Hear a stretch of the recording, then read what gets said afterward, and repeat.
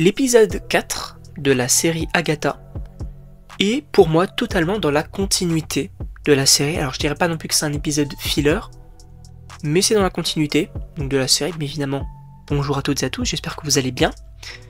Aujourd'hui on va parler bien évidemment donc de l'épisode 4 de la série Agatha, et bien évidemment, attention spoiler, même si là, on va entrer du coup dans une partie sans spoil. Dans un premier temps, bien évidemment, comme j'ai dit, c'est dans la continuité. On continue d'exploiter du coup un personnage en particulier. La route, pour le coup, l'ambiance et tout, j'aime bien.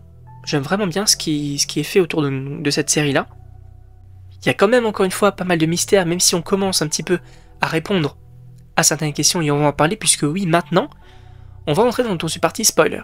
Déjà, pour revenir sur le personnage d'Agatha, qui continue de me plaire, bien évidemment. Cet aspect aussi qui est intéressant, qu'on commence un petit peu à évoquer, de oui non mais t'inquiète, là les sorcières que j'ai avec moi, ce sont juste voilà des sorcières, j'en ai juste besoin pour arriver à la fin. Mais il y a quand même cette entre guillemets relation qu'elle entretient avec du coup chacun, ou plutôt chacune du coup des membres du sabbat. C'est plutôt intéressant. Vraiment j'aime bien parce que dans le troisième épisode, excusez-moi, elle va entre guillemets raisonner donc le personnage qui est la maître des potions. Là c'est la même chose du coup avec ce personnage qu'on exploite, je me souviens plus du nom.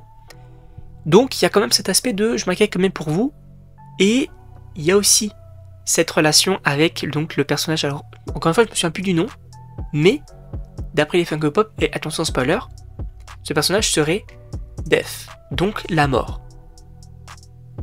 Ça peut être plutôt intéressant encore une fois. Pour moi il y a bien évidemment, c'est assez... en tout cas on nous laisse comprendre qu'il y a eu une relation entre ce personnage-là et Agatha. Ça peut être plutôt intéressant de voir où ça va aller.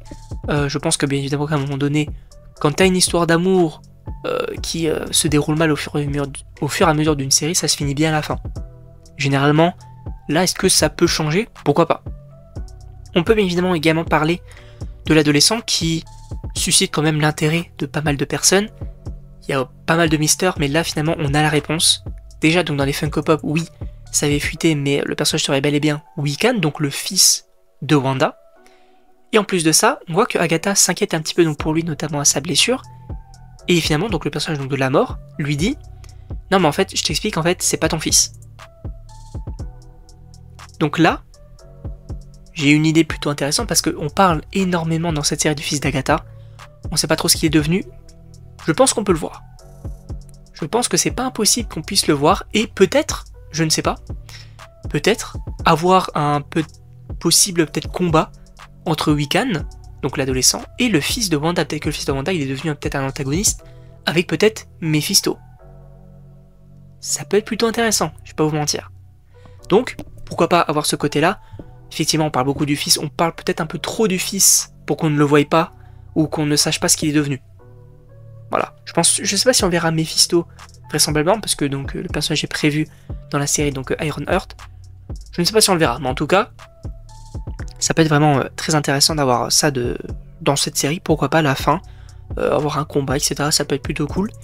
J'ai hâte également du coup qu'on exploite un petit peu d'autres personnages, notamment du coup là on a un petit peu exploité du coup deux personnages. Il y a également du coup, encore une fois je me souviens plus du nom, mais la personne du coup la plus âgée du sabbat, qui aussi a l'air un petit peu mystérieuse, donc j'ai hâte d'exploiter aussi son histoire, et bien évidemment l'histoire du coup entre la mort et Agatha, qui selon moi pourrait être plutôt intéressante. En tout cas je sais pas ce que vous en pensez, donc n'hésitez pas encore une fois à me dire dans les commentaires, et donc moi, il ne me reste plus qu'à vous dire à la prochaine pour une prochaine vidéo.